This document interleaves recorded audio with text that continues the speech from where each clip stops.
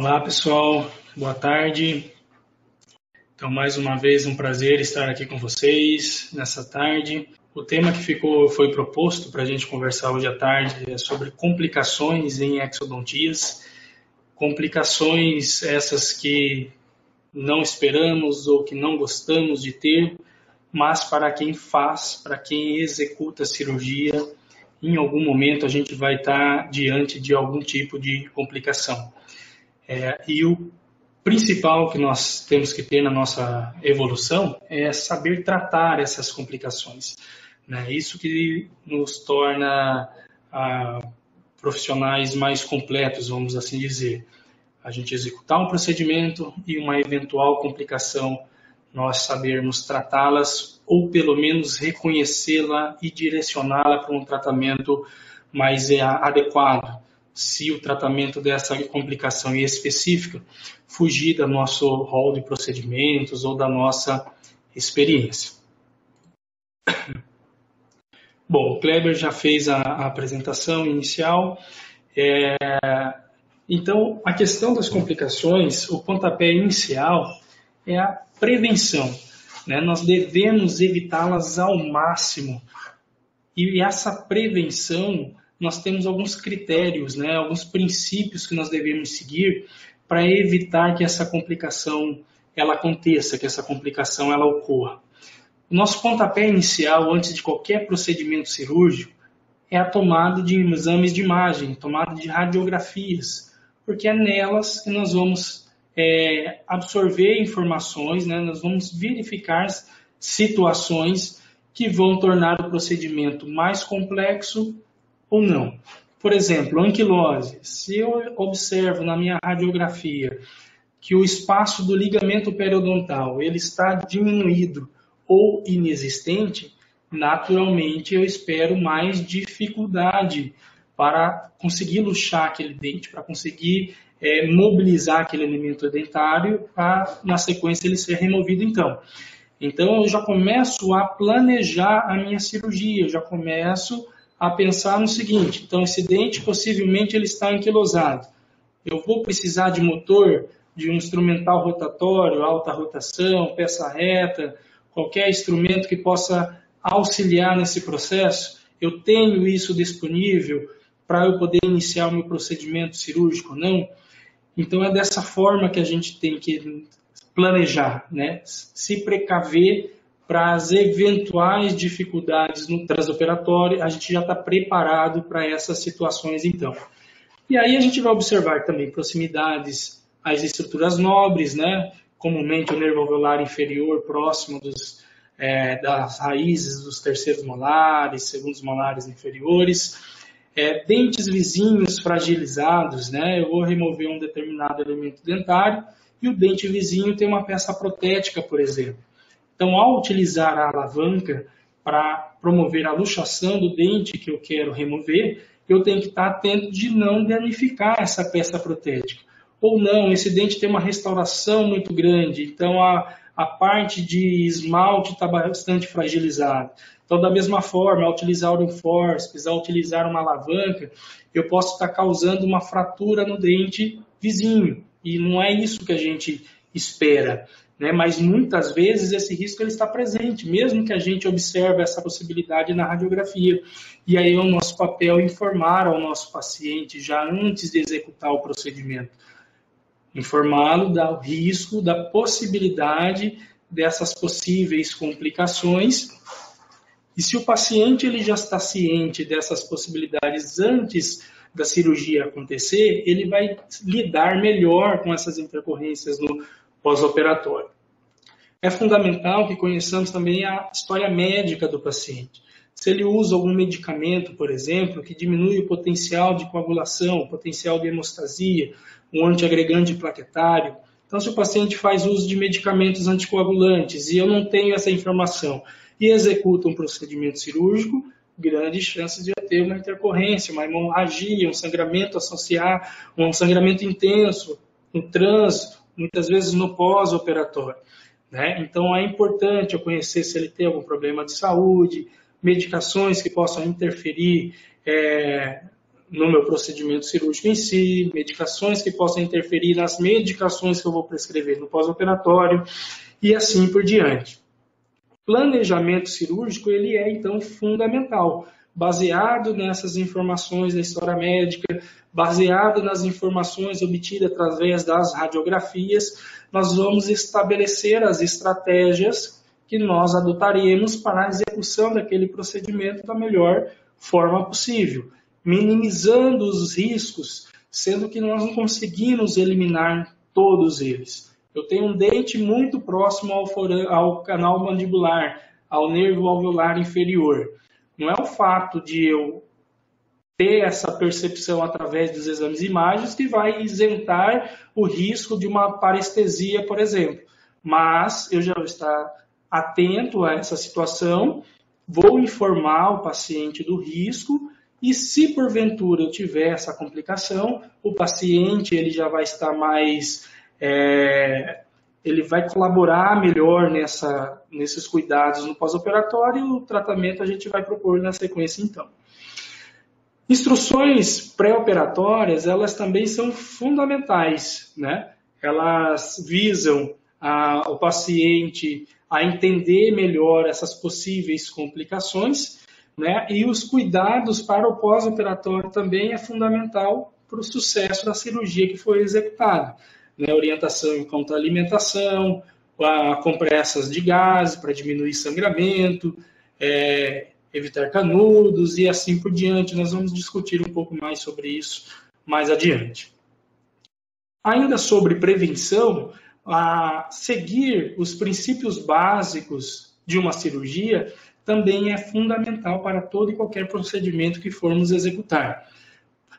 Visualização clara do campo operatório e acesso cirúrgico adequado são um desses princípios. É fundamental que a gente consiga enxergar o que nós estamos fazendo, né? Dessa forma, visando diminuir riscos de danos às estruturas que nós não gostaríamos de lesionar.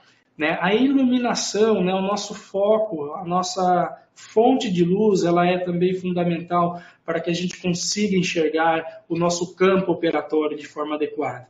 Os acessos cirúrgicos, né, os retalhos que vamos confeccionar, eles têm que ter uma exposição adequada da área que está sendo operada.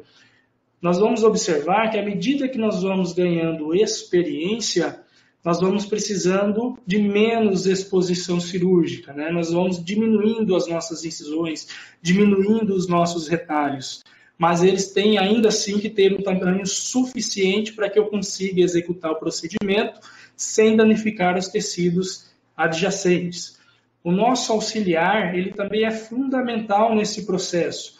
É comum, ou muitas vezes pode acontecer, de um momento de uma odontosecção, por exemplo, o cirurgião estar atento à ponta da broca, que está seccionando o dente em questão, e esquecer que existe uma haste, e essa haste eventualmente pode estar em contato com a língua, com a mucosa jugal, com o tecido retromolar, e causando também lesões, escoriações, abrasão em tecidos adjacentes. Então, o auxiliar, ele também participa através dessa observação, estar atento junto ao cirurgião, não só ao procedimento em si, mas das adjacências da área operada.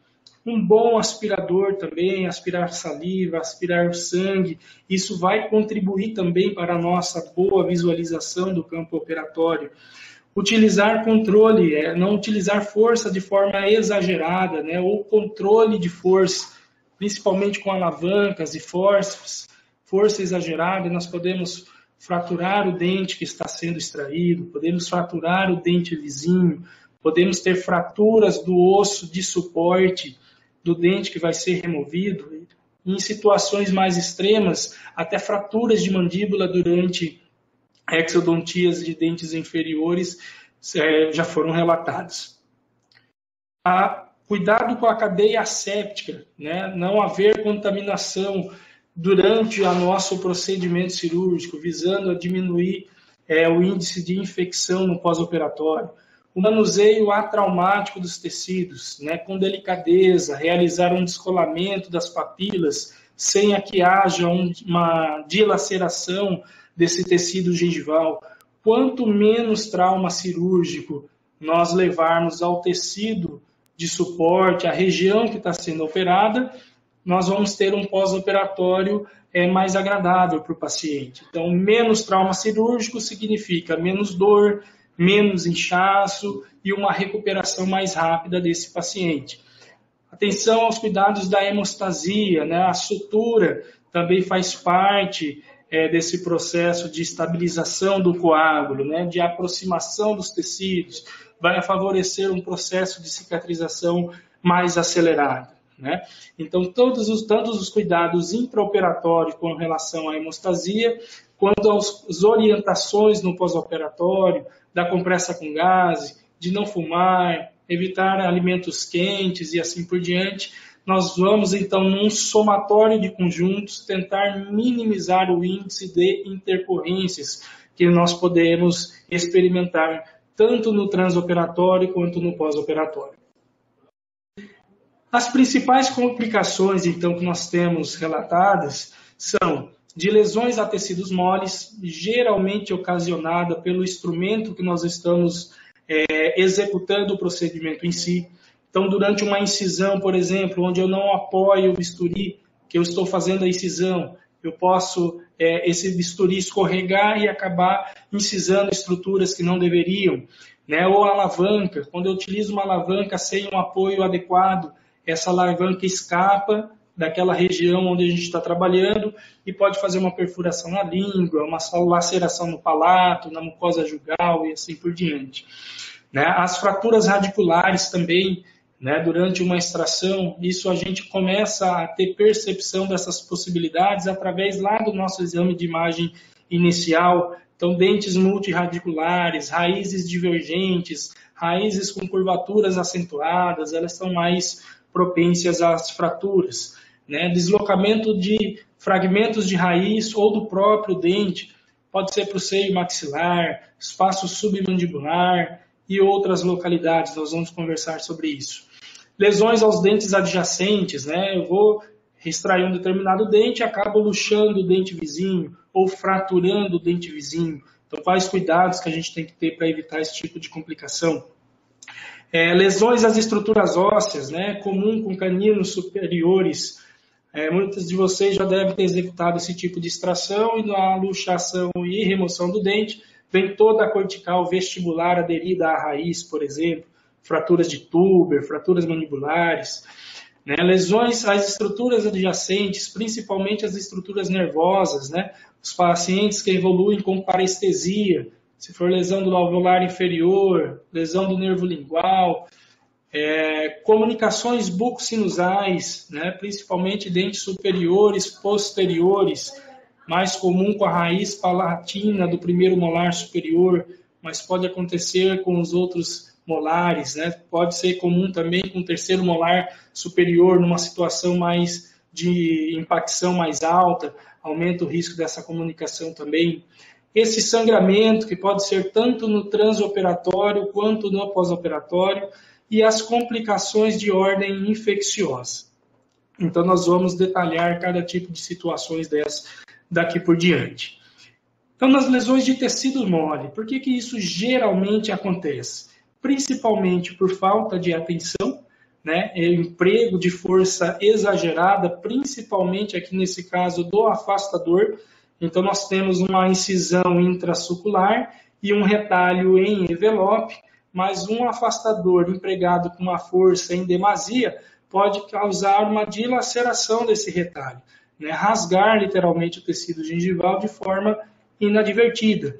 Isso pode acontecer também por o acesso ser limitado, né? Então, eu vou extrair um determinado dente, eu vou fazer uma incisão intrasucular nesse dente e é comum a gente estender essa incisão para um dente posterior e para um dente anterior ao dente que vai ser extraído.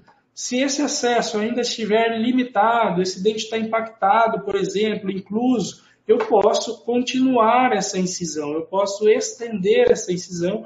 Isso vai melhorar a minha visualização, vai melhorar o meu acesso ao campo operatório, diminuindo chance de eu lesionar esse tecido, né, ou fazer uma laceração desse retalho.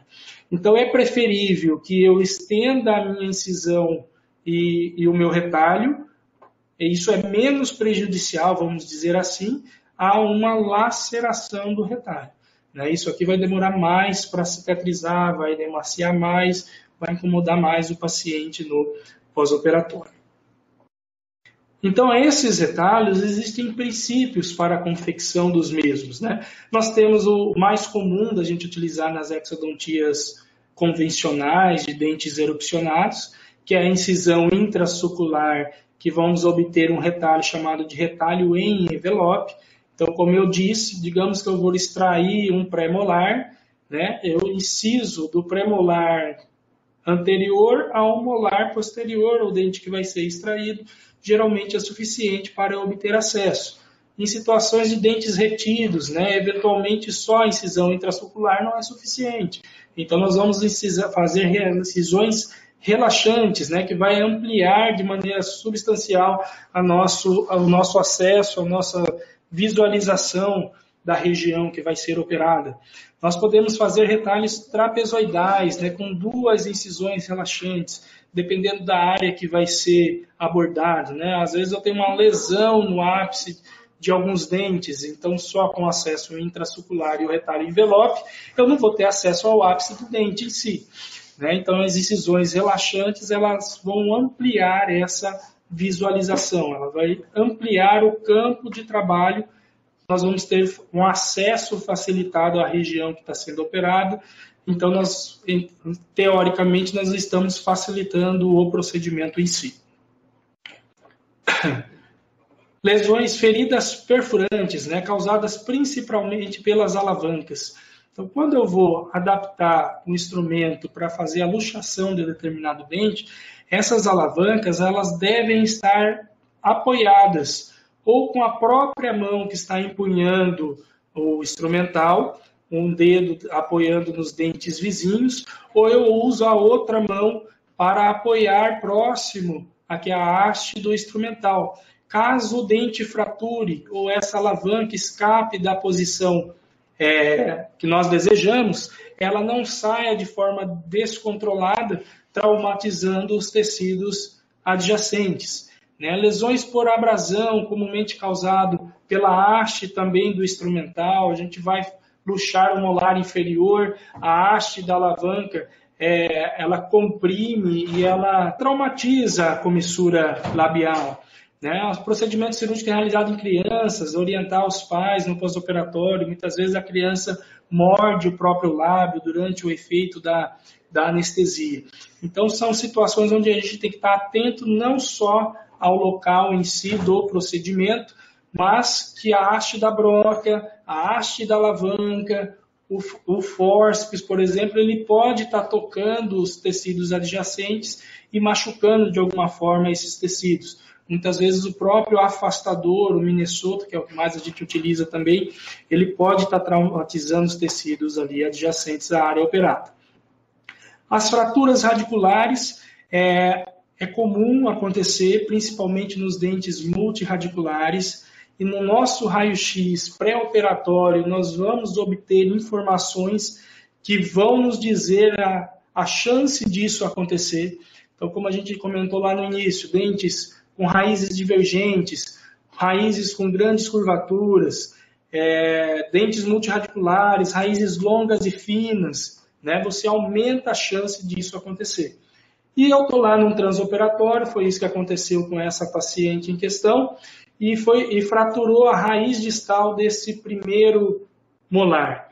E aí vem a questão, a gente remove esses fragmentos, sempre tem que remover, podemos deixar, em que situações se poderia deixar esses fragmentos radiculares. Então, os critérios que nós temos que levar em consideração para decidir se um fragmento de raiz fraturada ele deve ou não ser removido são: esse dente exibir alguma patologia apical ou coronária? Se esse dente tinha lesão apical ou uma grande destruição coronária por lesão cariosa, por exemplo, significa que a estrutura está contaminada, essa raiz está contaminada. Então, se esse fragmento fraturou, necessariamente nós vamos ter que removê-lo, né? Porque eu não posso deixar um tecido contaminado, que ele vai causar um processo infeccioso, mesmo que seja de forma crônica, uma eventual lesão apical ela pode continuar evoluindo e assim por diante. Então, eu tenho que lançar mão de recursos para recuperar esse fragmento radicular. Ah, não, outro critério, o dente ele é saudável, mas ele está numa região que futuramente vai ser reabilitada com implante, ou que possa ser reabilitada de alguma forma no futuro, principalmente com implantes dentários. Então, esse fragmento, mesmo que saudável, ele deverá ser removido, porque ele vai inviabilizar esse tratamento no futuro. Ou outra situação, é uma região que vai ser submetida a tratamento ortodôntico. Os dentes vizinhos vão ser movimentados ortodonticamente naquela região. Então, mesmo que o fragmento radicular seja saudável, esse fragmento ele vai ter que ser removido. Então, essa paciente chegou para a gente, foi submetida à extração desse elemento dentário, a raiz foi fraturada e o colega não conseguiu remover o remanescente radicular. Então, nós solicitamos uma tomografia para auxiliar nesse processo de decisão se extrairia ou não esse remanescente radicular. E nessa tomografia nós observamos que existia uma rarefação apical no entorno dessa raiz, né? Umas imagens mais no próximo slide, nós vamos ver que existe um halo radiolúcido circundando praticamente toda a estrutura radicular remanescente. Então nós optamos por intervir e remover esse remanescente radicular para evitar uma complicação futura. Essa paciente, ela, após a primeira cirurgia, evoluiu com alveolite, teve um processo inflamatório importante no local, e nós decidimos, então, que por bem a remoção desse fragmento radicular. Outra indicação, mesmo que não tivesse essa lesão no entorno da raiz, como nós já discutimos, essa paciente ela tinha o interesse de realizar implante nessa região no futuro, então seria uma outra razão para indicar a remoção desse fragmento radicular. Porém, existem situações de terceiros molares, por exemplo, que nós eventualmente planejamos a remoção cirúrgica com seccionamento, deixando de forma intencional algum fragmento de raiz, principalmente quando nós temos uma proximidade muito grande com o nervo alveolar inferior. Então, o objetivo disso seria diminuir o risco de parestesia no pós-operatório, ou às vezes a fratura acontece de forma não planejada durante o procedimento. Então, os critérios eles são os mesmos para a gente decidir se deixa ou não o fragmento de raiz. Então, o dente é saudável, não existia patologia apical, então, a princípio, esse fragmento pode ficar. Vai existir manipulação ortodôntica ou reabilitação futura nessa região? Se não for acontecer isso, eventualmente esse fragmento pode ficar. Então, aqui nós temos uma situação de um terceiro molar inferior, em íntimo contato com o nervo alveolar inferior. Foi feita uma coronectomia, removido totalmente a parte coronária, preservando apenas as raízes em contato com o nervo alveolar inferior, diminuindo assim o risco de parestesia. É isento de qualquer tipo de complicação quando a gente adota esses procedimentos de deixar sepultado o fragmento de raiz? Não, mas quando não existe contaminação prévia no local, o índice de complicação é muito pequeno. E existem critérios também para se realizar esse tipo de procedimento. A raiz ela tem que ficar pelo menos 3 a 5 milímetros infraóssea. Ela não pode estar muito próxima à borda alveolar, senão aumenta o risco de contaminação dessa região durante o período pós-operatório. Pode acontecer também no longo prazo um processo de migração dessa raiz. É como se fosse um processo de erupção secundária, e ela vai em algum momento aflorar na região do rebordo, carecendo então de uma remoção. Mas na grande parte das vezes há uma neoformação óssea e essa raiz ela fica sepultada de forma inerte, sem causar nenhuma outra aborrecimento ao paciente. Sobre os deslocamentos de raízes, né, o local para onde isso mais é comum de acontecer é o seio maxilar. Né? Então, na região dos molares superiores, é comum uma proximidade muito grande das raízes com o seio maxilar, e uma vez que uma raiz dessa fratura e a gente vai tentar recuperar essa raiz, né, ao aplicar forças em sentido apical, nós podemos deslocar essa raiz para o seio.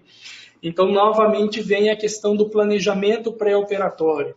Eu avalio na minha radiografia, vejo que tem íntimo contato das raízes com o seio. Então, tem estratégias para a gente estabelecer, nós vamos mostrar mais adiante, maneiras de tentar evitar que esse deslocamento aconteça.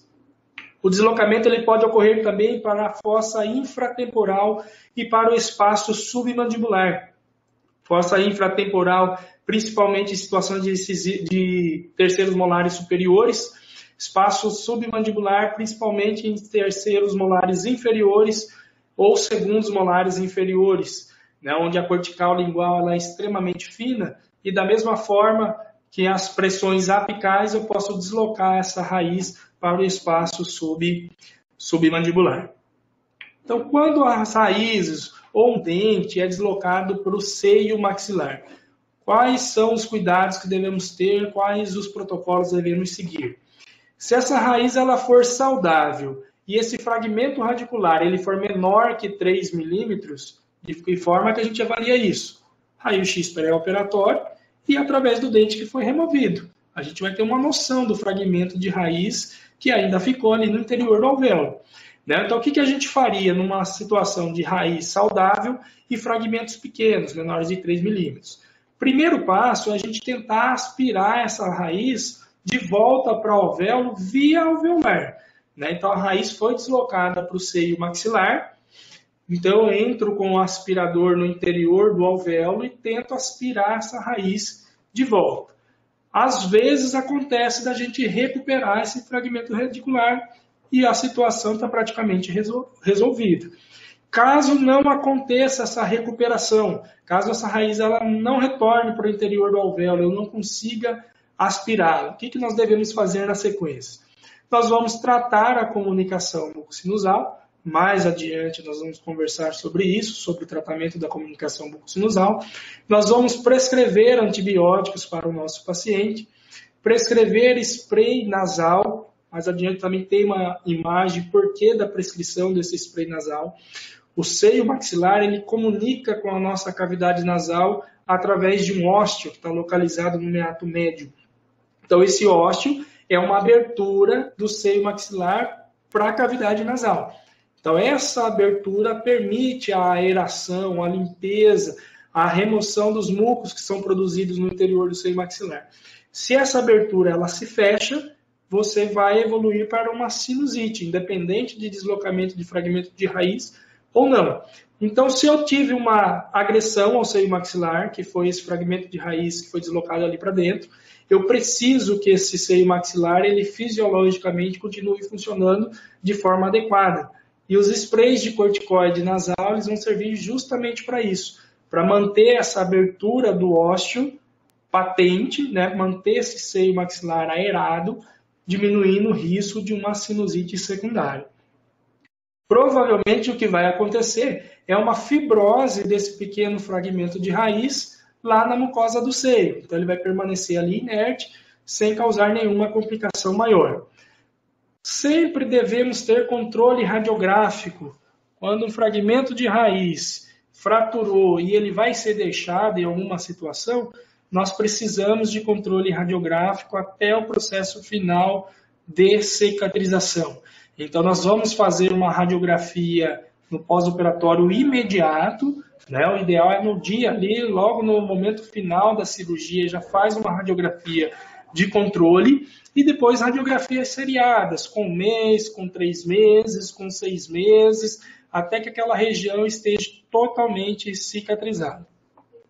Para fragmentos maiores ou fragmentos de raiz infectados ou dentes inteiros, que é o que pode acontecer com terceiros molares superiores inclusos, nós vamos ter que recuperar esse fragmento ou esse dente. E a forma de estabelecer isso é através de um acesso cirúrgico na região de fundo de vestíbulo de maxila, que é chamado de acesso de Caldeau-Leuc.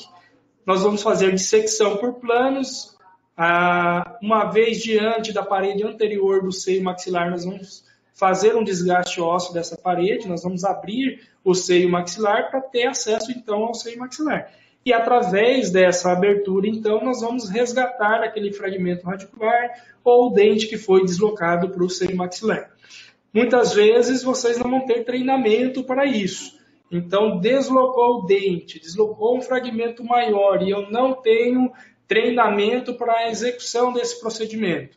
Nós vamos fechar a nossa cirurgia, prescrever o antibiótico, o spray nasal e encaminhar para um cirurgião que tenha treinamento suficiente para resgatar esse elemento dentário deslocado. Aqui nós temos um trabalho publicado em 2011, um caso de sinusite odontogênica por iatrogenia, com 5 anos de evolução. Então, esse paciente nos procurou relatando tratamentos sucessivos de sinusite, que após o uso da medicação, dias depois a sinusite recidivava. Trocou várias vezes de otorrino, vários tratamentos foram propostos, sem sucesso.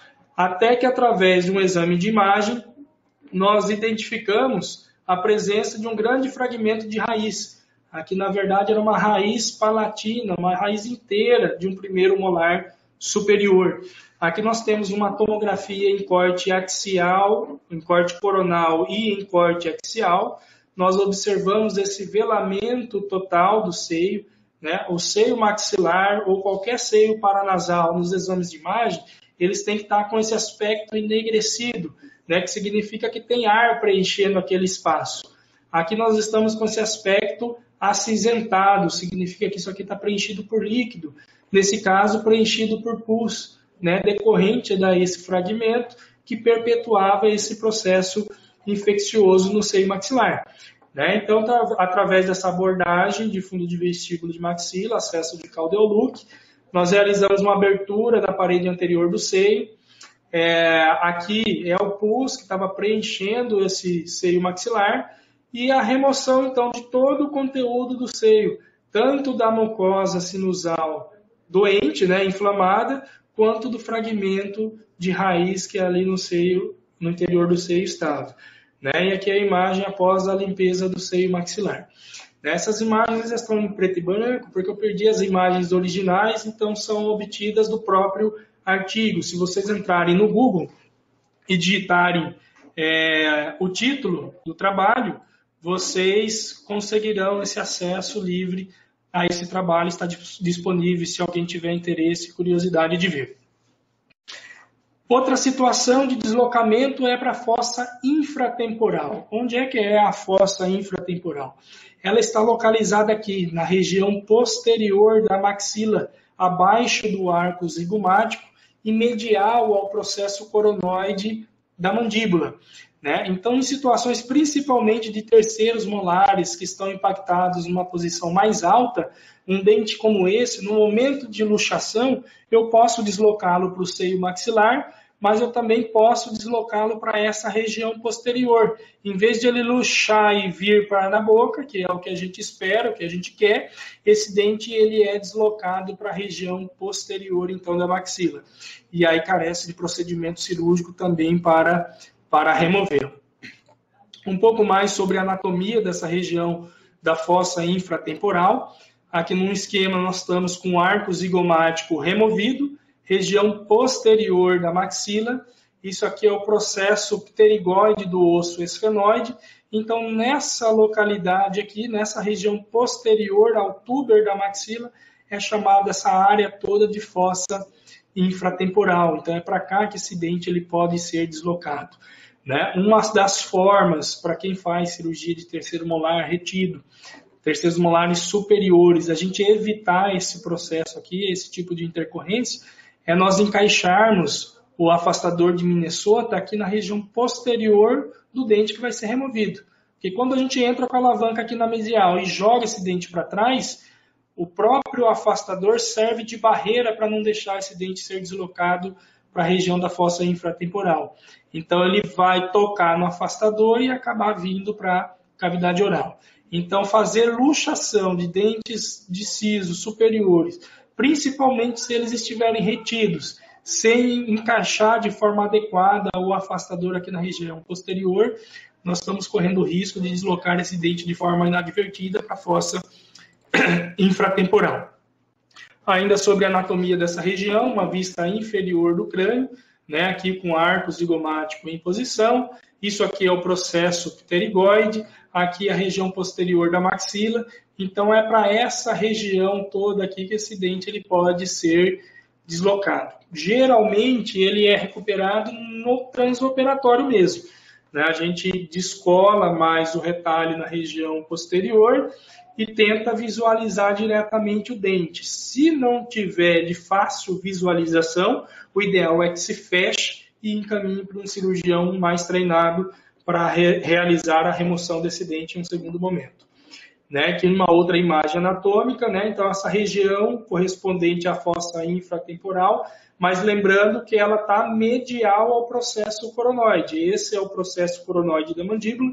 Nós temos o processo condilar, chanfradura mandibular e processo coronoide. Então vai estar do lado de dentro, né? Lado medial desse processo. Então o dente desloca daqui para essa região posterior. Falando sobre lesões às estruturas adjacentes, né? Nós temos fraturas de dentes, restaurações ou peças protéticas. Novamente, a nossa radiografia inicial ela é fundamental para a gente ter esse tipo de percepção. Então, nós vamos extrair, por exemplo, essa raiz residual de um premolar inferior. E o molar vizinho tem uma restauração enorme, uma estrutura de esmalte extremamente delgada. Então, se eu empregar força de forma descontrolada da alavanca, apoiando nesse dente, o risco de eu fraturá-lo, a coroa desse dente vizinho, é muito grande. Então, muitas vezes, nessa situação, a gente até evita de trabalhar com a alavanca aqui na região distal da raiz que vai ser extraída, né? Nós podemos trabalhar com alavancas para luxação na região proximal, o dente aqui do lado é um dente rígido, então eu posso apoiar nessa região e depois partirmos para o fórceps. Lembrando de utilizar fórceps também delicados, porque às vezes com espaços reduzidos, né, esse fórceps, a aleta dele pode estar tocando no dente vizinho, também fraturar o dente vizinho. Né? Então a gente tem que estar com essa visão periférica bastante treinada. Numa outra situação, de um dente também para ser removido, o vizinho tem uma peça protética. Então, entrar com a alavanca aqui, o risco de eu deslocar essa peça protética, de eu fraturá-la, também ele é razoável. Né? Então, o adequado seria a gente não trabalhar com a alavanca aqui na região distal desse dente, trabalhar com alavancas apenas na mesial. Outra estratégia para facilitar o procedimento seria a gente fazer uma odontosecção, mesmo que poderia ser removida sem essa odontosecção. Mas se a gente seccionar esse dente, eu vou precisar de menos força, de menos pressão com a nossa alavanca. Né? Então eu secciono esse dente, por exemplo, removo essa raiz mesial e isso vai criar espaço para eu luxar com mais facilidade a raiz distal. Então, eventualmente, eu posso até entrar com uma alavanca aqui de uma forma bem delicada, para começar uma luxação dessa raiz e depois utilizar um fórceps para remoção somente dessa raiz. Luxar o dente adjacente. Né? Então, muitas vezes não vamos empregar a alavanca para luxar um dente específico, mas o dente vizinho pode acabar luxando junto. Né? Então, a gente tem que estar com essa observação do dente vizinho. Principalmente quando os dentes, numa situação como essa, o vizinho não tem um dente adjacente ali para ajudar a distribuir a força. Né? Então, ao entrar com a alavanca aqui, eu posso estar acabando luxando o dente vizinho, o dente adjacente àquele que eu quero extrair. Né? Então, aquela questão da visão periférica, observação das estruturas adjacentes, durante o emprego da alavanca, observar o dente que está sendo extraído, mas também observar o dente do lado, se não está tendo uma movimentação desse dente do lado, correndo o risco que o mesmo também seja luxado de forma inadvertida. As lesões de fraturas ósseas, né? Essas fraturas elas podem ser do processo alveolar, é comum acontecer com os caninos superiores, no movimento de luxação, fraturar essa cortical vestibular.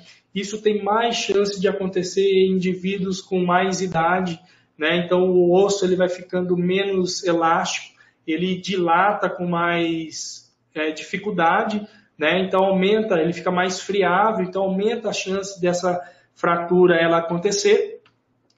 Então em regiões incisivos anteriores, caninos superiores anteriores, onde a cortical eu sei que é a mais fina, nós vamos limitar o emprego dessa força vestibular com o fórceps, por exemplo, minimizando a chance disso acontecer. Outra forma da gente trabalhar também é fazer uma apreensão bidigital do rebordo. Eu adapto o fórceps e coloco um dedo por vestibular e um dedo por palatino durante o movimento de luxação, porque ali a gente está sentindo se esse osso ele está dilatando e uma noção da força que estamos empregando também, visando diminuir chance de fratura do rebordo alveolar. As fraturas do tuber também comum em terceiros molares superiores, né, principalmente em terceiros molares que já estão erupcionados, que estão em oclusão, pacientes com mais idade, esse osso está menos elástico, né? Então na hora que a gente vai fazer a luxação, o osso da tuberosidade fratura e vem aderido junto com a raiz, né? Muitas vezes esse osso ele fratura, a gente remove o dente e o osso fraturado ele fica. E aí qual a conduta nesses casos? Eu removo aquele osso que ficou fraturado ou não? Se esse fragmento fraturado ele estiver bem aderido ao periósteo, isso vale tanto para a tuberosidade quanto para as fraturas que acontecem em tábua óssea vestibular, por exemplo. Então, se ele estiver bem aderido ao periósteo, eventualmente a gente pode deixar esse fragmento, porque o periósteo vai manter a nutrição daquele fragmento ósseo, dificilmente ele vai necrosar. Agora, se esse fragmento ósseo ele estiver solto, ele não tiver inserção com o periósteo para que haja a nutrição desse fragmento, há grande risco de que ele necrose e isso vai causar uma perturbação no processo de cicatrização alveolar. Então, nessas situações, a gente deve remover esse fragmento ósseo fraturado. Uma vez removido esse fragmento ósseo, o ideal é a gente inspecionar essa região para ver se não tem nenhuma espícula. Espículas ósseas também vão causar desconforto no pós-operatório, vão trazer atraso no processo de cicatrização. Então, o ideal é a gente fazer uma plastia dessas espículas, né, geralmente com uma lima para osso, é o instrumental mais utilizado para essa finalidade, para fazer um arredondamento desse segmento ósseo e facilitar, então, o processo de cicatrização. Quando a fratura do túber ocorre, nós temos que estar atentos também à possibilidade de ter havido uma comunicação bucosinusal. Então, aqui nós temos uma situação, por exemplo, que nós enxergamos aqui, ó, junto, a parte do assoalho do seio veio junto com o túber e junto com a raiz, né? Então, quando a gente está trabalhando em dentes superiores, nós temos que estar atento a isso, a se esse fragmento que veio aderido à raiz, se porventura ele não faz parte do assoalho do seio maxilar. Então, isso indicaria uma comunicação bucosinusal que também vai requerer tratamento. Lesões às estruturas adjacentes, nós temos principalmente as lesões nervosas, né? Os nervos regionais que estão próximos da região que está sendo operada. Principalmente nós temos lesões ao nervo lingual, nervo mentual e o nervo alveolar inferior. Lesões ao nervo nasopalatino, bucal e palatino maior, elas geralmente não acarretam em nenhum tipo de alteração ou desconforto mais importante ao paciente, e essa inervação ela se restabelece de forma rápida, sem que o paciente às vezes nem perceba que aquela região ficou anestesiada. Então a gente é menos importante, vamos dizer assim. Agora, a região do nervo lingual, mentual e alveolar inferior vão levar parestesia e grandes desconfortos ao nosso paciente. Então, o nervo lingual, por exemplo, se a gente for lembrar da anatomia, ele está passando aqui muito adjacente à região retromolar, na região do terceiro molar inferior, e muito adjacente aqui à mucosa lingual do rebordo alveolar inferior. Então, é nessa região que nós podemos traumatizá-lo, principalmente quando nós fazemos um descolamento muito vigoroso do tecido lingual ao remover um terceiro molar inferior. Então, essa é uma área muito nobre, nós temos que planejar muito bem a nossa incisão. Nós nunca fazemos incisões relaxantes, por exemplo, na face lingual. Na maioria das vezes, na região de terceiro molar inferior, nem a incisão intraocular a gente faz. A gente pode simplesmente só fazer um pequeno descolamento com sindesmótomo na face lingual aqui para remover esse dente. Porque o quanto mais a gente descolar e manipular esse tecido lingual, mais chance de compressão ou de lesão ao nervo lingual a gente vai ter. E esse paciente, ele, então, pode apresentar parestesia em metade da língua no pós-operatório. Um outro nervo que nós eventualmente trabalhamos perto dele é o nervo mentual. Né? O nervo mentual, ele é um prolongamento do nervo alveolar inferior. Né? Então, o alveolar inferior, ele penetra na mandíbula pelo foramen mandibular, ele caminha pelo canal mandibular, e aqui na região dos pré-molares, um filamento dele sai pelo foramen mentual e passa a se chamar, então, nervo mentual. Então, esse nervo ele tem mais risco de trauma quando a gente vai manipular cirurgicamente essa região, principalmente cirurgias de tecido mole, é mais fácil da gente atingi-lo, vamos dizer assim. Né? Então, aqui numa visão, uma incisão intraoral para tratar uma fratura de mandíbula, onde nós tivemos a exposição do nervo, né? Fizemos a dissecção desse nervo. Então, ele comumente está aqui na região ou abaixo do ápice do segundo premolar, ou entre as raízes dos premolares, e menos comum abaixo do ápice da raiz do primeiro premolar.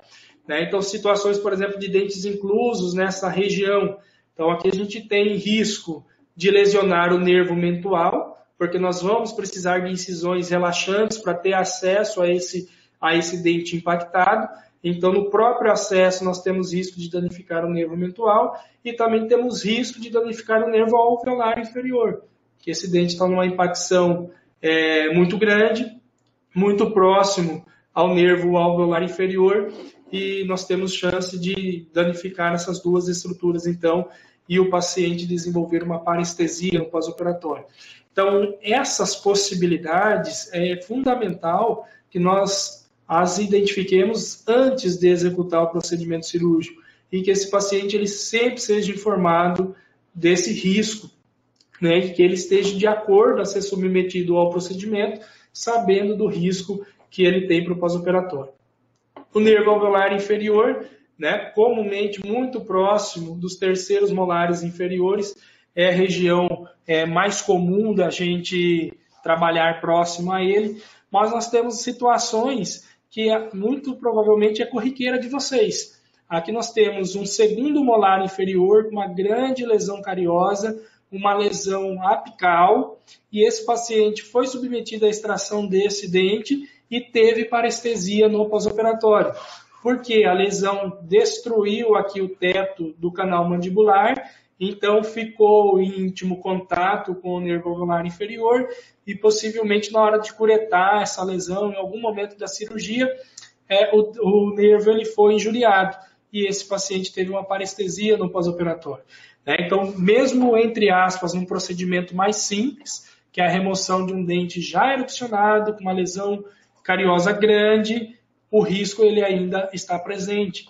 Por isso que as radiografias, novamente, a gente repete várias vezes que elas são fundamentais, né? A gente sempre executar exames radiográficos antes do nosso procedimento cirúrgico. Aqui uma outra situação de um nervo alveolar inferior em proximidade com o dente que iria ser removido. Nós estamos diante de um caso de microsomia hemifacial.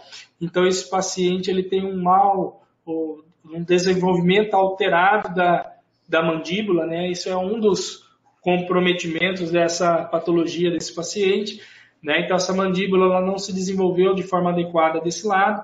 E aqui nós tínhamos um terceiro molar impactado e um segundo molar também em situação vertical, quase impactado também.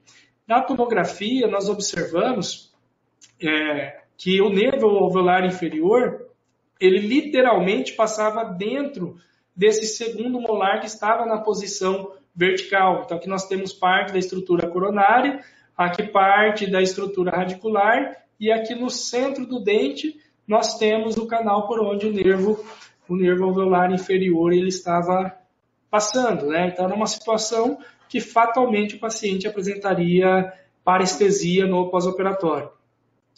Outra sequência da tomografia do mesmo caso, né? Esse é o terceiro molar inferior, com a coroa invertida, né? A coroa voltada para o ápice. Aqui a região onde estava passando o nervo, estrangulado pela região vestibular, e o nervo passava dentro da raiz do segundo molar, que estava na posição vertical. Então, esse paciente ele precisava de remover esses dentes, por conta que foi planejado para ele uma cirurgia ortognática no segundo momento, para corrigir a discrepância facial que ele apresentava, né? E para a gente executar a cirurgia ortognática, nós tínhamos que fazer uma osteotomia nessa região da mandíbula. E como esses dentes ali presentes, eles atrapalhariam a osteotomia e aumentariam muito o risco de haver uma fratura da mandíbula no momento dessa osteotomia. Então, nós realizamos inicialmente a remoção desses dentes impactados, para no segundo momento nós tratarmos então a deformidade do paciente através da cirurgia ortognática. Né? A mandíbula desviada de forma importante para o lado afetado, e aqui as fotos do transoperatório. Aqui já a loja cirúrgica após a remoção do dente, e aqui nós temos então o próprio nervo alveolar inferior, que inclusive ele foi rompido durante a cirurgia. Né? Já que ele atravessava o dente, nós não conseguimos remover sem que houvesse o rompimento desse nervo. Então aqui vocês vão observar que tem um pontinho, nós fizemos a rafia, nós fizemos a sutura desse nervo. E outra coisa que nós fizemos também foi remover esse nervo de dentro dessa mandíbula que era muito fina. Porque na segunda intervenção cirúrgica nós íamos cortar essa mandíbula ao meio, né, para fazer essa osteotomia para a cirurgia ortognática. E nesse momento corria o risco da gente lesionar novamente esse nervo. Né? Então nós já fizemos uma espécie de lateralização, na verdade, mais que isso. Né? Nós removemos até a região do forame mentoniano, nós abrimos a mandíbula e removemos o nervo de dentro do canal e suturamos ele aqui novamente, com o objetivo ou com a expectativa de que essa sensibilidade retornasse no pós-operatório. Às vezes essa sensibilidade ela pode acontecer de voltar, mesmo quando o nervo ele é rompido, mas se ele é suturado, é muito difícil dela acontecer. Mas pode. Esse paciente em específico, ele não se queixava da dormência de um período depois do pós-operatório. Mas, particularmente, a gente acredita mais que ele acostumou com a sensação de parestesia do que a sensibilidade tenha voltado de forma definitiva ou de forma completa. Quando existe a lesão a essas estruturas nervosas, qual que é o tratamento para esses pacientes? Né? São várias as modalidades de tratamentos descritas e que podem ser adotadas.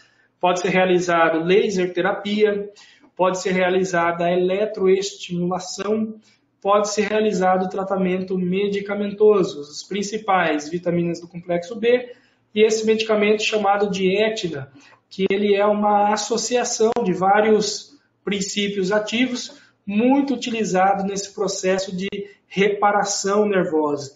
Né? Então, eu diria que é um dos medicamentos mais eficientes para esse tipo de situação.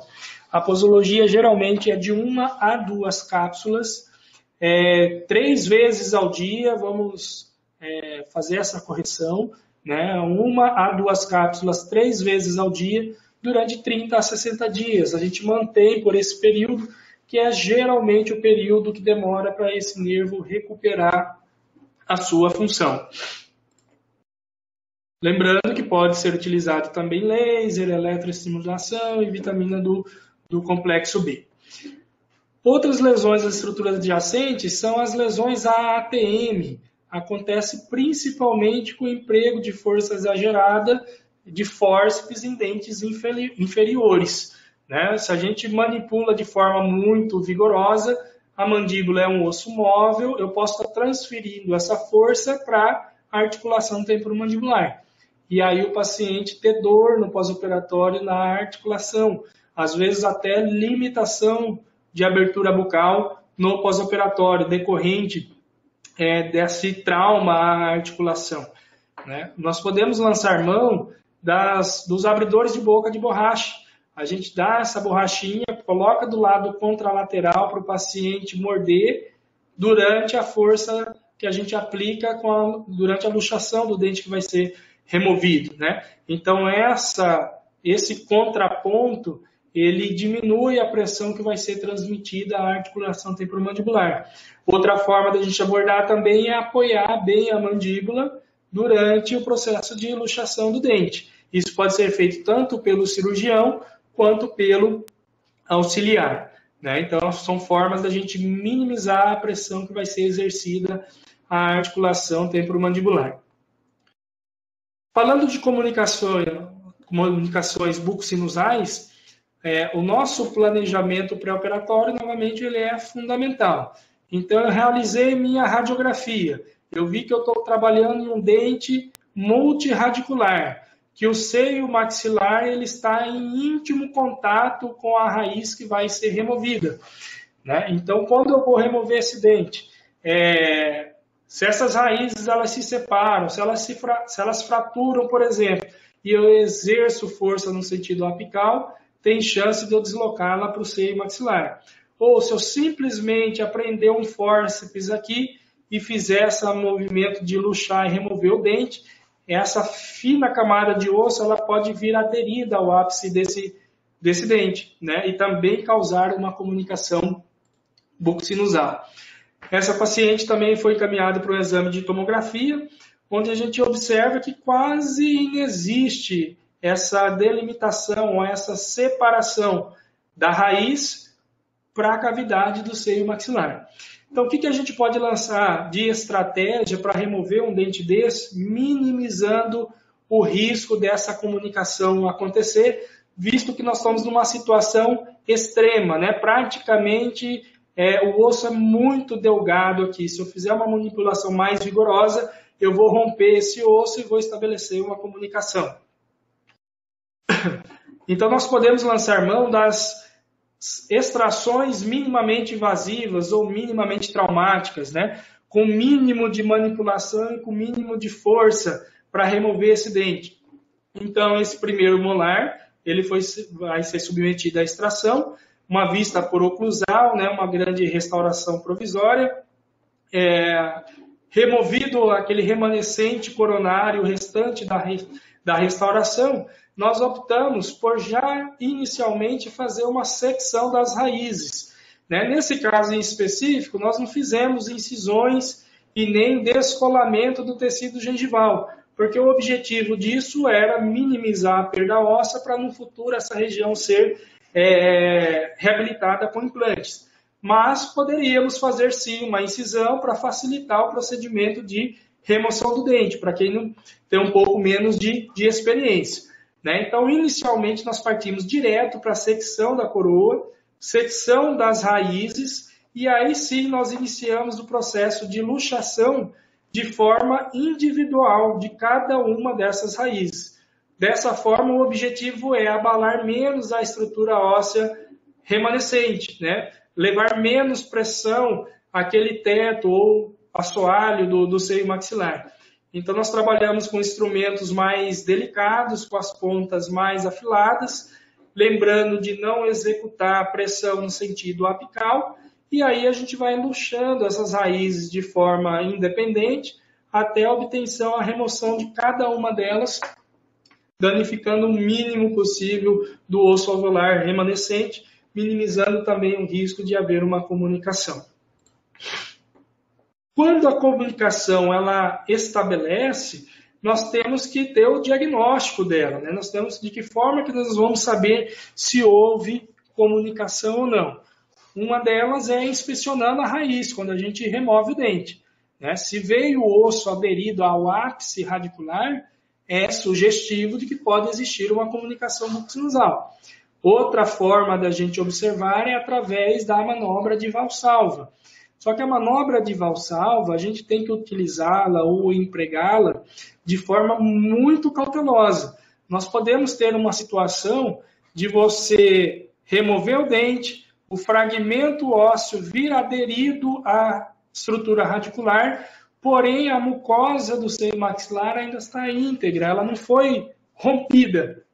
Então, existe uma descontinuidade óssea, porém a comunicação ela não é real, porque a mucosa está preservada. E se o paciente, a gente executar a manobra de Valsalva de forma exagerada, durante a manobra de Valsalva pode acontecer o rompimento da mucosa do seio. Para quem não conhece, a manobra de Valsalva é o processo onde a gente vai tapar de forma bidigital as narinas do paciente e pedir para que o paciente assopre pelo nariz com as narinas tapadas. Isso gera uma pressão de ar dentro do seio e esse ar ele vai escapar via alvéolo, causando borbulhamento do sangue que está aqui no interior do alvéolo. Então, dessa forma, a gente verifica que a comunicação está presente. Mas nós devemos fazer de forma muito suave, pedir que o paciente faça, que ele assopre o ar pelo nariz de maneira muito suave. Caso essa ruptura da mucosa ela não tiver acontecida, nós não vamos causá-la durante a manobra, ok? Essa visualização também, ou esse diagnóstico da comunicação, ele pode ser obtido de maneira indireta, através do emprego de um espelho. A gente aspira o alvéolo e usa um espelho clínico para enxergar ali o interior do alvéolo e visualmente detectar se houve ou não essa comunicação. Uma vez diagnosticado que teve a comunicação, de que forma que essa comunicação ela é tratada então? As comunicações pequenas, né, a gente diz menor de 4 milímetros, isso a gente vai observar ou de forma direta ou através desse fragmento que veio aderido à raiz do dente, elas são tratadas de forma conservadora, vamos dizer assim, né? Nós vamos apenas fazer os cuidados com o seio maxilar. Quais são esses cuidados? Pedir para que o paciente não assoe o nariz. Se no pós-operatório ele assoar o nariz, essa pressão de ar vai deslocar o coágulo que está ali no interior do alvéolo e vai atrapalhar esse processo de cicatrização, ele vai atrapalhar esse processo de fechamento espontâneo dessa comunicação, né? E podendo isso aí então evoluir para uma fístula e aí sim querer uma cirurgia secundária. Então, comunicações pequenas, elas comumente fecham de forma espontânea, desde que o paciente obedeça esses cuidados no pós-operatório. Não assoar o nariz, espirrar de boca aberta, evitar canudos, não fumar, né? Então, esses processos aqui, eles aumentam a pressão dentro do seio maxilar e pode fazer com que o coágulo se desloque, atrapalhando a cicatrização. Agora, comunicações pequenas, mas em que o paciente tem uma sinusite prévia, aí sim nós precisamos de tratar de forma cirúrgica, além do emprego de antibiótico, porque provavelmente ela não vai fechar de forma espontânea, visto que o seio maxilar já é um seio doente, tem processo inflamatório ali presente, então o processo de cicatrização fica mais limitado. Então, o seio maxilar, ele comunica com a cavidade nasal através do ósseo. Então, essa abertura, ela tem que permanecer aberta nesse período pós-operatório, né? Então, esses cuidados de orientação e a adição do corticoide nasal em spray vai fazer com que essa abertura ela permaneça aberta, o conteúdo do seio drene para o nariz e não queira drenar por via alveolar, e essa comunicação, então, ela cicatrize, ela fecha de forma espontânea nas comunicações pequenas, né? O antibiótico vai ser necessário se existir contaminação prévia do seio maxilar, senão ele se faz desnecessário. Para as comunicações maiores, vamos fazer a correção desse texto que está escrito de forma equivocada aqui, para as comunicações maiores, acima de 4 milímetros, então o retalho cirúrgico ele se faz necessário. Nós temos que selar esse alvéolo de forma oclusiva. Né? Quando eu extraio um molar, eu suturo, geralmente a gengiva vestibular não encontra com a palatina. Se eu estou diante de uma comunicação grande, eu preciso que esse alvéolo seja fechado de forma oclusiva. Né? A gengiva vestibular tem que encontrar com a gengiva palatina. Então, uma das formas da gente realizar esse fechamento é através dos retalhos vestibulares. Nós vamos fazer 2 incisões relaxantes. Quando eu faço um retalho com 2 relaxantes, eu tenho que deixar a base desse retalho maior que o ápice do retalho, e eu vou avançar esse retalho, então, vestibular e suturá-lo aqui na mucosa palatina. Então, eu vou fazer a incisão, o descolamento, esse tecido ele tem que ficar bem solto para permitir que ele migre e seja suturado aqui na mucosa palatina, Então, dessa forma, nós teríamos um fechamento oclusivo do alvéolo. Eu estabilizo melhor o meu coágulo e isso aqui cicatriza e fecha sem causar maiores transtornos na sequência. Outros tipos de retalhos, né, os retalhos palatinos também podem ser adotados. Né? Eu, particularmente, acho isso aqui tecnicamente mais difícil. Nós temos mais complicações no transoperatório de execução desse retalho. Tem risco maior de necrose, risco de lesionar o feixe vasculonervoso palatino maior e nós temos um sangramento importante no transoperatório. Então, não deixa de ser uma opção de tratamento, mas requer mais técnica cirúrgica e é mais difícil de ser executado. Aqui nós temos um exemplo de um caso de comunicação bucosinusal, comunicação tratada de forma tardia, né? O paciente foi submetido à extração, não sei como foi tratado na ocasião, o fato é que a comunicação ela permaneceu. Né? Então, ele tinha uma sinusite crônica aqui, em razão da comunicação. Né? Tudo que se alimenta, líquido, vai para dentro do seio maxilar, resíduo de alimento, isso predispõe a uma formação de sinusite. E aqui nós observamos na tomografia e no corte coronal que nós não temos o assoalho do seio maxilar. Então, nós propomos o fechamento dessa comunicação através de um retalho vestibular. Como a comunicação era grande, nós fizemos um retalho estendido. Vocês vejam que a incisão relaxante ela não foi feita adjacente à fístula. Né? Nós estendemos uma incisão intrassupular e aí sim realizamos a incisão relaxante já aqui na altura de pré e canino.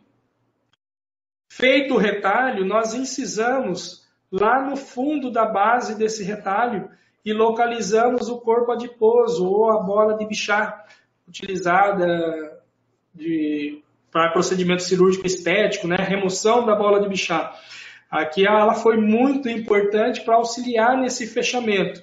Uma vez que a abertura era muito grande, o defeito ósseo muito grande, um simples refechamento com a mucosa vestibular sobre um defeito ósseo, existia a tendência dessa ferida abrir, desse tecido mole desabar para dentro desse defeito e eu ter uma reabertura dessa comunicação. Né? Então, nós fizemos um fechamento em dupla camada. Nós fizemos o retalho, incisamos no fundo do retalho e rodamos a bola de Bichat para aquele defeito, suturamos a bola de Bichat lá na mucosa palatina, então ela fez uma primeira camada do fechamento dessa comunicação, né? Aqui a bola de Bichat já suturada sob o defeito, e assim sim a gente rodou o retalho vestibular sobre a bola de Bichat. Então, nós fizemos um fechamento em dupla camada. A gente aumenta dessa forma a chance de resolver o problema. Né? Em defeitos muito grandes, a cirurgia ela se torna também mais extensa e mais complexa. Uma outra situação de complicação que a gente pode se deparar são as complicações hemorrágicas, né? Que são os sangramentos. E ele pode ser tanto no intraoperatório quanto no pós-operatório. O princípio básico de controle de hemorragias, o passo número 1 é se realizar compressão da região ou da ferida que está sangrando. O segundo passo, quando a gente está falando de tecido mole principalmente, é a gente fazer o pinçamento daquele vaso que está sangrando. Né? A gente utiliza uma pinça hemostática pinça o vaso que está sangrando e aí a gente faz a ligadura desse vaso. E dessa forma a gente controla o sangramento. Substâncias hemostáticas também podem ser utilizadas, assim como equipamentos como eletrocautérios também podem ser utilizados para controlar aquele sangramento. Aqui nós temos os exemplos do Hemospon, que é uma esponja de fibrina, o Gelfoam também, que é uma esponja de fibrina, e o Surgicel, que é uma matriz oxidada de celulose, que são todas substâncias que auxiliam no processo de coagulação. Mais uma vez, diante de uma situação, por exemplo, da extração de um terceiro molar inferior, durante a extração, de alguma forma, nós lesionamos aqui a artéria alveolar inferior. Nós estamos diante de um sangramento abundante intra-alveolar.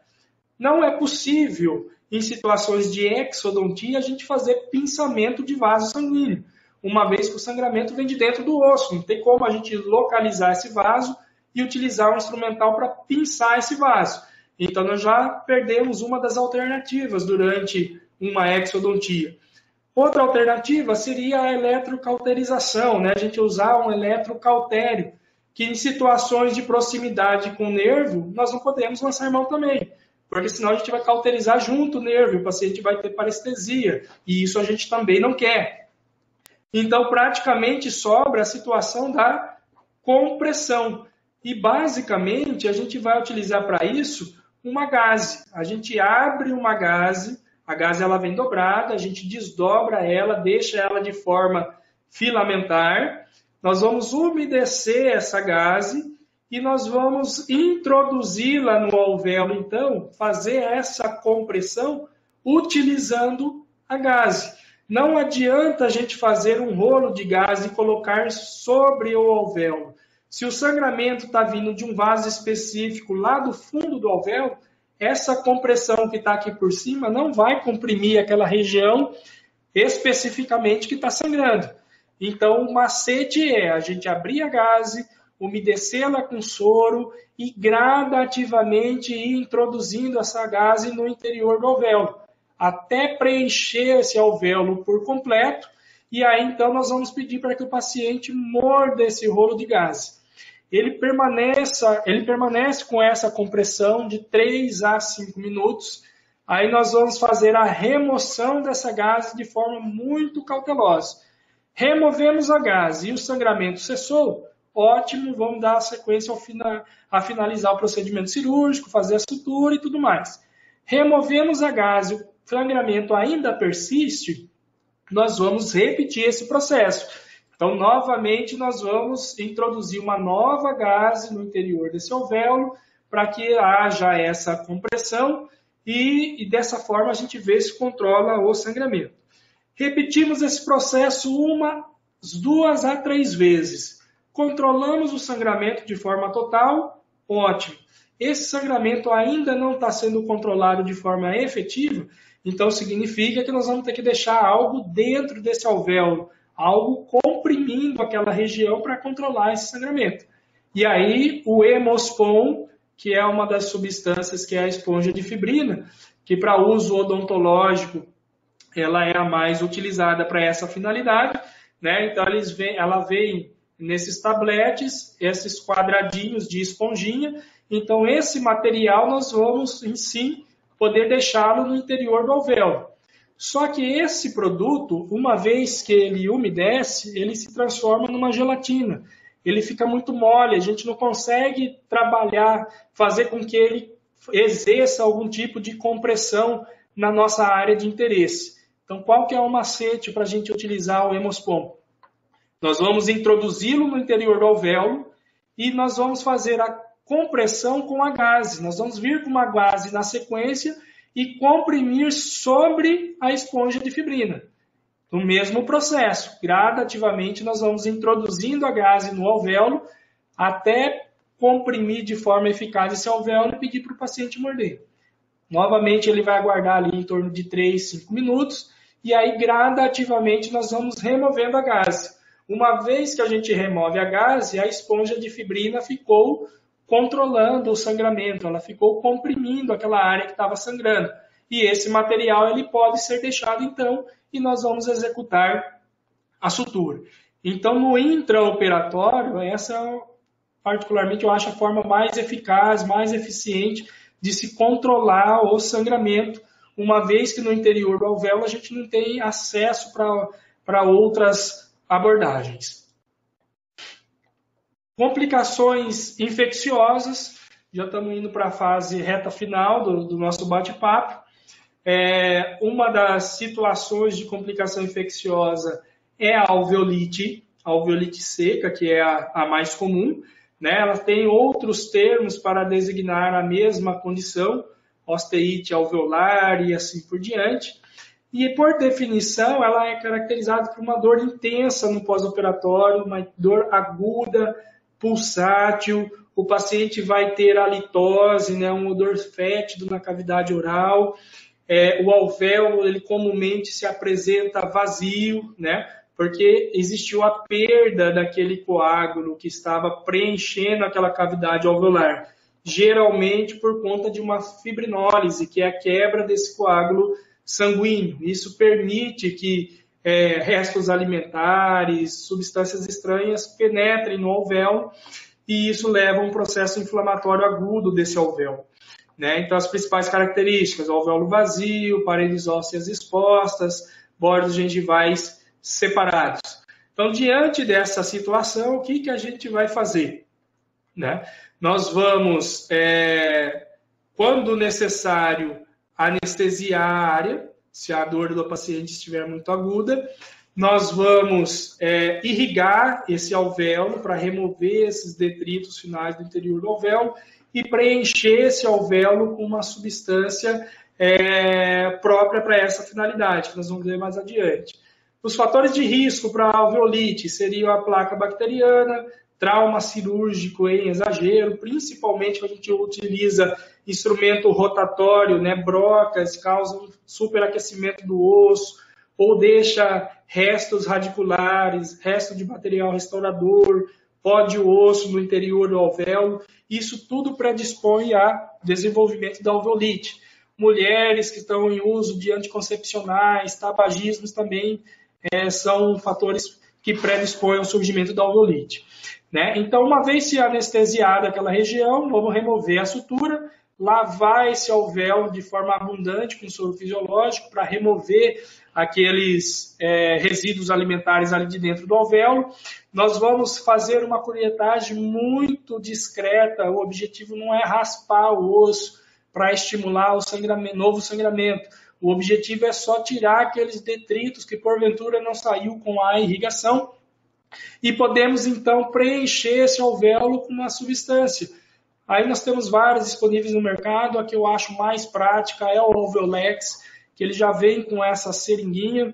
A gente acopla uma agulha própria aqui e introduz esse material no interior do alvéolo. Geralmente não requer nova sutura também. E prescrição de analgésicos potentes a esses pacientes, né? Visto que o quadro de alveolite, o paciente apresenta uma dor bastante importante, então a prescrição de analgésicos potentes é fundamental para esses pacientes. Muitas vezes esse processo ele carece de ser repetido, né? Então eu avaliei o paciente, executei esse processo todo, dali 1 dia, 2 dias, esse paciente retorna. Se a sintomatologia ainda estiver muito presente, a gente repete, a gente faz nova irrigação e troca desse curativo intraalveolar. Outra situação de complicação infecciosa que pode acontecer são os abscessos tardios. Esses abscessos eles acontecem 30, 40 dias após a extração. É mais comum em situações de terceiros molares impactados que exibiam processo de infecção prévia, né, aqueles processos de pericoronarite, vários episódios de pericoronarite. Também é decorrente de corpo estranho. Fazemos remoção de tecido ósseo, odontosecção. Quando a gente usa motor durante uma extração, é fundamental que a gente irrigue bastante esse alvéolo para que se remova todo aquele remanescente de pó de dentina, de pó de osso, de pó de esmalte, que isso vai predispor a complicações do pós-operatório. Né? Geralmente o tratamento é feito através de drenagem. Essa drenagem é uma drenagem simples. a gente usa uma seringa com soro e uma agulha 25/7, que é aquela agulhinha pretinha, e vai lá na região distal do segundo molar e faz uma irrigação. Isso, na maioria das vezes, já promove uma drenagem daquele conteúdo infeccioso e o paciente evolui para uma melhora na grande maioria das vezes. Antibiótico terapia nos casos em que o edema está muito acentuado, o paciente apresenta limitação de abertura bucal ou algum outro sintoma mais importante. Ainda sobre as complicações infecciosas, né, nós temos as sinusites de origem odontogênicas, né, quando deslocamos um fragmento de dente ou fragmento de raiz para o interior do seio maxilar e esse fragmento ele não é devidamente removido, então isso pode predispor ao desenvolvimento de uma sinusite. Outra complicação possível são a limitação de abertura de boca no pós-operatório, chamada de trismo. Essa limitação de abertura bucal ela pode se decorrer de diversos fatores. Pode ser, por exemplo, ao fazer a anestesia do alveolar inferior, a agulha ela atravessa o músculo pterigóide medial. E isso pode causar injúria ou inflamação a esse músculo. E o paciente ter uma limitação de abertura de boca em razão disso. Pode também devido à manipulação cirúrgica, um processo inflamatório intenso no local mesmo, né? Muita remoção óssea, uma cirurgia mais prolongada. Então, os músculos da mastigação ali próximos, eles ficam inflamados e isso limita a abertura de boca do paciente. Pode ser também devido à manipulação da articulação, o paciente desenvolver desconforto articular no pós-operatório e isso levar ao trismo também, à diminuição de abertura de boca. Na grande maioria das vezes, a aplicação de calor, né, as compressas mornas, elas ajudam o processo a regredir de forma mais rápida. A administração de analgésicos e anti-inflamatórios, que vão dar mais conforto ao paciente e ajudar com que ele abra a boca de uma forma mais breve. E o uso de antibióticos somente se a origem desse trismo ela for infecciosa. Se ela não estiver relacionada com a infecção, novamente, se for decorrente a uma lesão da articulação temporomandibular ou ao do músculo pterigoideu medial, o antibiótico ele não é necessário. Fisioterapia também vai ajudar o paciente a restabelecer essa abertura de boca o mais breve possível. Ainda nas complicações infecciosas, as bacteremias. Bacteremia significa bactéria na corrente sanguínea. Então, se eu vou fazer um procedimento cirúrgico, eu vou fazer uma incisão, essas bactérias que estão ali presentes na cavidade oral, elas vão ter acesso à corrente circulatória e vai circular pelo organismo do indivíduo. Em pessoas sadias, em pessoas saudáveis, isso geralmente não causa nenhum tipo de transtorno. Mas em pessoas que têm, indivíduos que têm alguma predisposição a processos infecciosos, pode ser problema, né? Pacientes com risco de endocardite bacteriana, por exemplo. Então, para esses casos, a gente faria a profilaxia antibiótica antes da intervenção cirúrgica. Essa bacteremia ela vai estar relacionada à duração do procedimento. Quanto mais longo o procedimento, mais bactérias vão estar caindo na corrente sanguínea. Se existir uma infecção do local que está sendo operado, então aquele ambiente já está contaminado, então aumenta essa bacteremia. O número de dentes extraídos, né, ou o tamanho do porte da cirurgia. Então, as condições dos indivíduos que estão mais associados ao risco dele desenvolver a endocardite bacteriana e quais essas condições, então, onde a profilaxia ela é recomendada. Então, pacientes com válvulas cardíacas protéticas, pacientes com histórico de endocardite bacteriana prévia, pacientes com histórico de doenças reumáticas que envolva tecidos cardíacos e assim por diante. O protocolo de profilaxia antibiótica, ele recomendado pela American Heart Association, ele vem se mantendo ao longo dos anos, né? Então a penicilina, no caso a amoxicilina, ela continua ainda sendo a nossa antibiótico de primeira escolha. Então 2 gramas por via oral 1 hora antes do procedimento. E aí temos as outras opções. O paciente é alérgico à penicilina, nós podemos utilizar a clindamicina 600 mg 1 hora antes.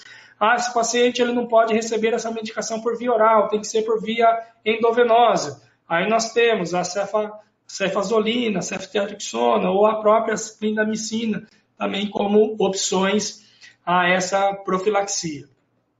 Bom, para finalizar, o manejo do paciente no pós-operatório ele também é fundamental.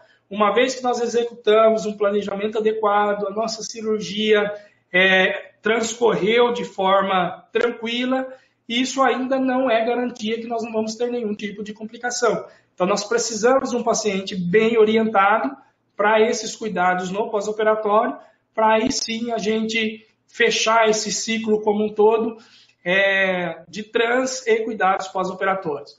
Então, das principais orientações é com relação ao controle da hemorragia no pós-operatório, né? Então, de fazer a compressa com gás. Então, nós temos que orientá-lo, né? Ele fazer a compressão dessa forma, ela não vai ser eficiente, ela não vai trabalhar da forma que a gente espera. Então, o paciente ele tem que fazer um volume de gás adequado e da forma que ele se encaixe e tenha contato com a área operada, né? Para que, de fato, exerça a compressão no local operado e contribua para o processo de hemostasia.